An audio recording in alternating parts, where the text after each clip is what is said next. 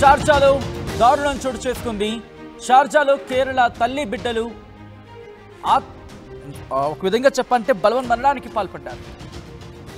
ఇది నిజంగా గుండె తరుక్కుపోయే వార్త.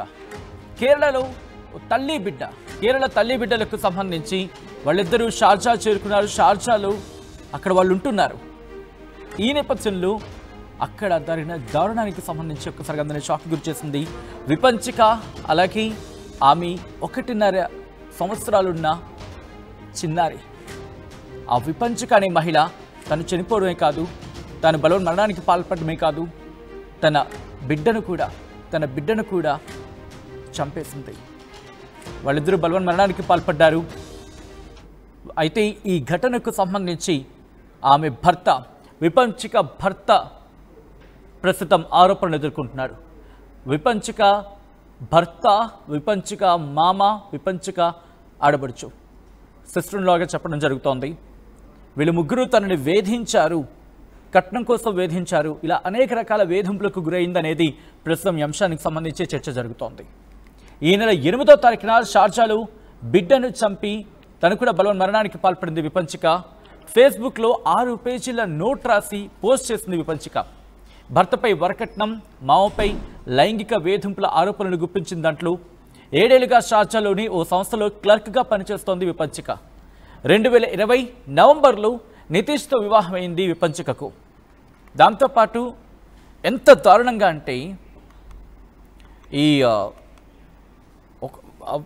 ఇబ్బందికర పరిస్థితులు మాట.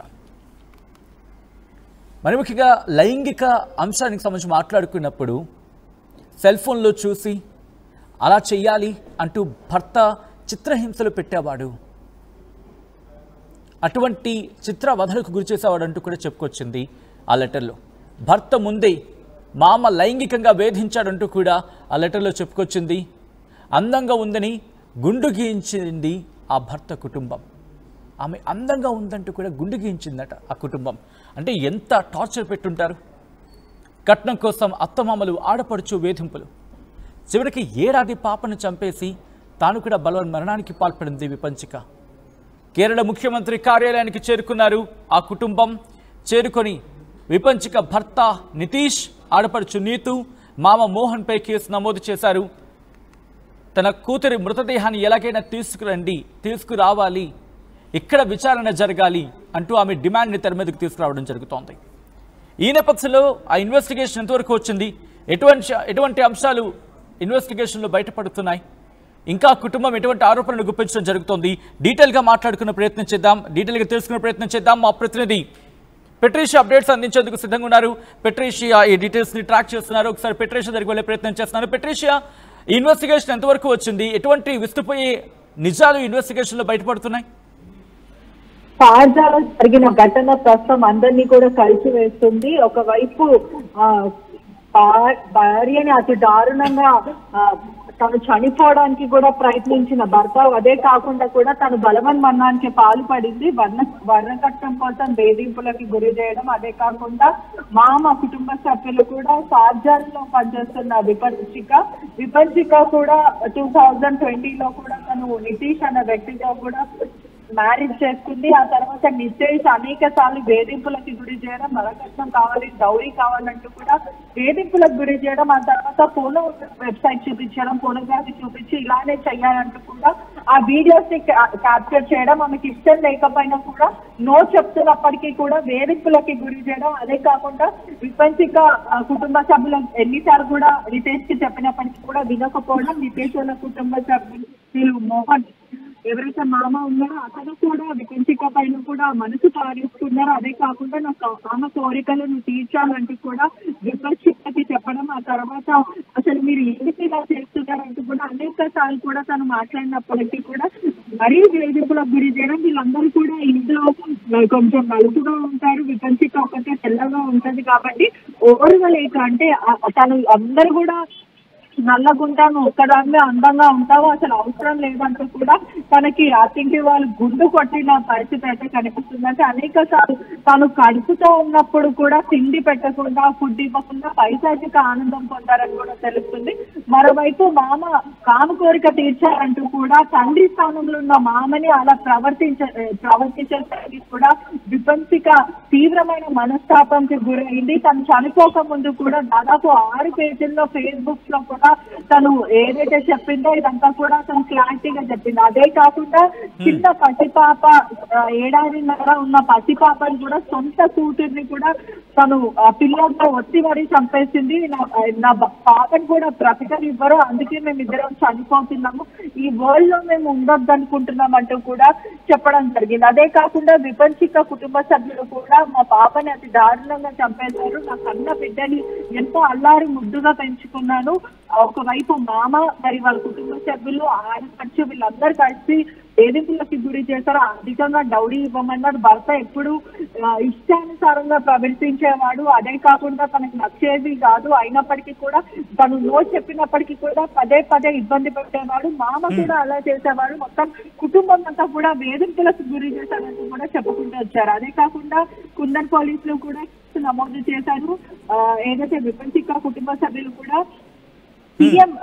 కేరళ సీఎం కలవడం అయితే జరిగింది. ఇదంతా కూడా గత కొన్ని నెలల నుంచి జరుగుతుంది. అట్లీస్ట్ తను ప్రెగ్నెంట్ గా ఉన్నప్పుడు కూడా వాళ్ళు ఫుడ్ పెట్టలేరు. ఎన్నో సార్లు విపంచిక కాల్ చేసి ఏడ్చిన పరిస్థితి ఉంది. కానీ మేము మాత్రం అడ్జస్ట్ అయిపోవాలి, మ్యారేజ్ లైఫ్ అంటే అదే అంటూ కూడా అనేక సార్లు మేము చెప్పాము. కానీ అయినప్పటికీ కూడా విపంచిక ఇలా బలవన్మరణానికి పాల్పడుతుందని కూడా మేము అనుకోలేము.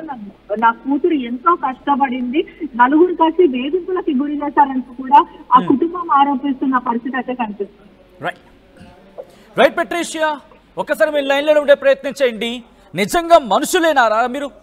మనుషులేనా అసలు మీరు? ఒక ఆడబిడ్డ మిమ్మల్ని నమ్మి మీ ఇంటికి వస్తే, ఒక ఆడబిడ్డ మిమ్మల్ని నమ్మి మీ ఇంటికి వస్తే మీరు చేసే పని ఇదారా? ఇదేనా అసలు మనుషులేనా మీరు? ఒక ఆడబిడ్డ మిమ్మల్ని నమ్మి మీ ఇంటికి వస్తే వరే నువ్వు మామవా లేకపోతే అసలు మనిషివేనా? క్షమించాలి బహుశా ఏకవచనంతో ఆ వ్యక్తిని సంబోధించినందుకు. ఎందుకంటే బూతు చిత్రాలు చూపించి ఇలా చేయాలి అంటూ భర్త చెప్పడం, భర్త ముందే మామ తన మీద లైంగిక వేధింపులకు పాల్పడటం ఏ ఆడబిడ్డ తట్టుకోగలదండి? ఏ ఆడబిడ్డ తట్టుకుంటుంది? ఏ ఆడబిడ్డ తట్టుకోగలదు, సహించగలదు? ఏమ్మా నీ వదినేగా, నీకు తెలియదా నీ వదిన ఇబ్బంది పడుతుందన్నప్పుడు నువ్వు లాగి లంపకాయ కొడాల్సింది పోయి లాగి ఒక్క టెస్ట్ అయ్యి నీ అన్నకో లేకపోతే నీ సోదరుడికో నీ తండ్రికో తప్పులేదు. ఇలాంటి వాళ్ళకి అలాంటి దెబ్బలు పడాల్సిందే. ఏం తల్లి నువ్వు కూడా చెప్పలేకపోయావు నీ కుటుంబానికి?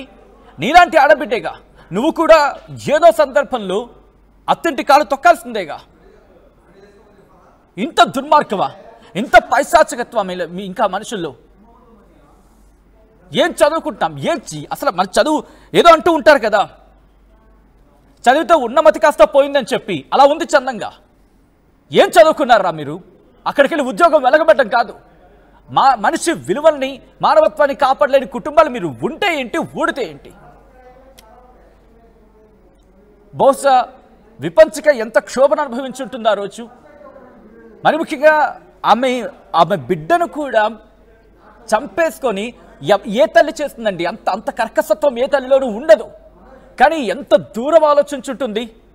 ఒకవేళ నేను పోయాక నా బిడ్డకని బతుకుంటే ఆ బిడ్డకు నరకం. అదుగు మీరు చూడొచ్చు ఆ ఫొటోస్. ఆమె విపంచిక, ఆమె భర్త చూడండి, ఆ నరరూప రాక్షసుని చూడండి, మనిషి రూపంలో ఉన్న ఆ వ్యక్తిని చూడండి. ఆ తర్వాత అది గుండు చేసిన ఫోటో మీరు చూస్తున్నారు. ఎంత దుర్మార్గం ఆరారా మీరు? అసలు మనుషులేనా? కడుపుకి అన్నం తింటున్నారా? గడ్డి లాంటిది ఏమైనా తింటున్నారా? గడ్డి తిన్న పశువులున్నాయో మీ మీద? అసలు ఏం తిట్టాలి మీకు? తెలుగులో ఉన్న బూతులన్నీ మీ నెత్తి మీద కొమ్మనిచ్చిన మీకు సరిపోయేమో. వాటికి అవమానమే కొత్త కొత్త కొత్త కొత్త కొత్త బూతులు తీసుకొచ్చి మిమ్మల్ని తిట్టాలి. బహుశా కొత్త కొత్త తిట్లు, కొత్త కొత్త బూతులు తీసుకొచ్చి మిమ్మల్ని బాత్తే సరిపోతుందేమో. అయినా ఆ ఆడపిల్ల నిజంగా తలుచుకుంటే గుండె చివుక్కుమంటోంది. అంత నిర్ణయం, ఒక అమ్మాయి అంత కఠిన నిర్ణయం తీసుకోవడానికి వెళ్ళిందంటే ఏం దుర్మార్గం ఇది? బహుశా ఆ సందర్భంలో మన మినిస్టర్ ఆఫ్ ఎక్స్టర్నల్ అఫైర్స్ని కలిసి ఉండి, లేకపోతే భారత్కి తిరిగొచ్చే ప్రయత్నం చేస్తున్నా, లేకపోతే అక్కడ ప్రభుత్వాన్ని ఆశ్రయించు, తన బిడ్డను చూసు, తన బతికేందుకు ఆలోచించి, తను కూడా చదువుకుంది, తనే మళ్ళీ చదువుకోలేని పిల్ల కాదు, అక్కడ క్లర్క్గా చేస్తుందంట, అక్కడెక్కడో షార్జాలో ఒక క్లర్క్గా చేస్తుందంట కూడా. అంటే చదువుకుంది, ఉద్యోగం కూడా చేసుకోగల సత్తాను నువ్వెలా ఇలా చేసావు తల్లి? నీ భవిష్యత్తును నాశనం చేసుకున్నావు. అప్పుడే పుట్టిన ఆ బిడ్డ భవిష్యత్తు, అభశుభం తెలియని ఆ బిడ్డ భవిష్యత్తు కూడా నువ్వు తీసుకెళ్ళిపోయావే. ఆ బిడ్డ ఏం చేస్తుందమ్మా పాపం? నువ్వు బతికి నీ భర్త మీద కేసు వేసి నువ్వు పోరాడి ఉంటే బహుశా బాగుండేమో అక్కడ సపోర్ట్ తీసుకొని. ఇలాంటి దుర్మార్గుల్ని ఏం చేయాలి? ఈ ప్రశ్న నేను మిమ్మల్ని అడుగుతున్నాను. ఎందుకంటే ఈ సమస్య కేవలం ఈరోజు విపంచకత అయిపోయింది. ఈరోజు విపంచకవంతుక అయి ఉండొచ్చు. ఎవరు చూసొచ్చారు? ఈ దుర్మార్గులందరూ మన మధ్యలో ఉంటారు, అంతవరకు బయటపడరు. వీళ్ళల్లో ఉన్న ఆ దుర్మార్గపు కోణం పెళ్ళైన తర్వాత బయటపడుతూ ఉంటుంది. ఇలాంటి వాళ్ళని పట్టుకొని ఏం చేయాలి? ప్రస్తుతం ఆ కుటుంబం, ఆ శైలజ, విపంచిక తల్లి శైలజ అదే డిమాండ్ చేస్తున్నారు. నా కూతురి మృతదేహాన్ని ఇక్కడికి తీసుకురండి, తీసుకొచ్చి ఇక్కడ ఇన్వెస్టిగేషన్ చేయించానని చెప్పి. ఎంత దుర్మార్గపు కుటుంబం అంటే వాళ్ళు చెప్తూ ఉంటే బూతు చిత్రాలు చూపించి ఇలా చేయాలి, అలా ఏంది పైశాచికత్వం, ఎంత కర్కసత్వం? మనుషులేనా అసలు మీరు? Yes, that's a need, but that not only a need. అది అవసరం అయ్యి ఉండొచ్చు. ఇంత దారుణమా? వాడు తండ్రి స్థానం తర్వాత తండ్రి స్థానం అంతటి వాడు మామ అంటే.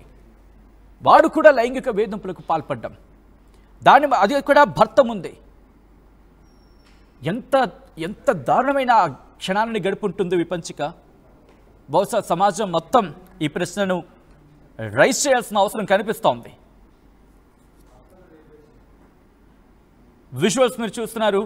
విపంచికకు సంబంధించి షార్జాలో కేరళ తల్లి బిడ్డలు మృతి కేసులో కీలక పరిణామం చోటు చేసుకుంది. విపంచిక భర్త, మామ, వదినలపై కేరళలో కేసు నమోదైంది. ఈ నెల 8న షార్జాలో బిడ్డను చంపి విపంచికుడ బలవన్మరణానికి పాల్పడింది. ఫేస్బుక్లో 6 పేజీల నోట్ రాసి ఆమె బలవన్మరణానికి పాల్పడింది. విపంచిక భర్తపై వరకట్నం, మాపై లైంగిక వేధింపుల ఆరోపణలు గుప్పించింది. 7 ఏళ్లుగా షార్జాలోని ఓ సంస్థలో క్లర్క్గా పనిచేస్తోంది విపంచిక. 2020 నవంబర్లో నితీష్తో విపంచికకు వివాహమైంది. బూత్ చిత్రాలు చూపిస్తూ భర్త చిత్రహింసలు గురి చేసేవాడట. భర్త ముందే లైంగికంగా వేధింపులకు పాల్పడేవాడట మామ. అందంగా ఉందని గుండు గీయించేసిందండి ఆ దుర్మార్గపు కుటుంబం.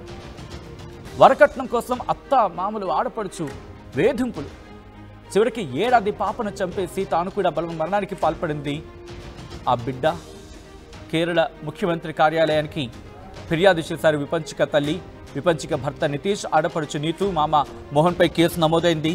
ఈ కథనం మిమ్మల్ని కాస్త కలవరపరచుతుంది. దీనికి సంబంధించి తగిన జాగ్రత్తలు తీసుకోవాలని ఆర్టీవీ సూచించడం జరుగుతోంది. This is the disturbing content, video description is advice. ఒకసారి ఈ ఘటన పట్ల మీ అభిప్రాయాన్ని మాత్రం తప్పకుండా మాట్లాడే ప్రయత్నం చేయండి, కమెంట్ చేసే ప్రయత్నం చేయండి. ఇటువంటి ఘటనలు సమాజంలో మార్పు తీసుకురావాలంటే మీరు, నేను, మనం అందరం కలిసి మాట్లాడాలి, రియాక్ట్ కావాలి. కాబట్టి రియాక్ట్ అయ్యే ప్రయత్నం చేయండి. ఆ ఆడబిడ్డకి న్యాయం జరిగేలా మనమంతా కూడా గొంతెత్తే ప్రయత్నం చేద్దాం. షుగర్ పేషెంట్స్ చపాతీ రోటీ కాకుండా సంతృప్తిగా రైస్ కూడా తినవచ్చు. Doctor rice, sugar free rice, doctor rice, diabetic rice, sugar పెన్సల్ బియ్యం, డాక్టర్ రైస్. తెలుగులో ఫాస్టెస్ట్ న్యూస్ యాప్ ఇప్పుడు కొత్త అవతారంలో 5 సెకండ్లోనే పూర్తి వార్తా సమాచారం మీ చేతిలో. సోషల్ మీడియా ట్రెండ్స్ మీ కళ్ళ ముందుకే live TV and voice search options తో ఇప్పుడే డౌన్లోడ్ చేయండి. యాప్ లింక్ డిస్క్రిప్షన్ లో ఉంది.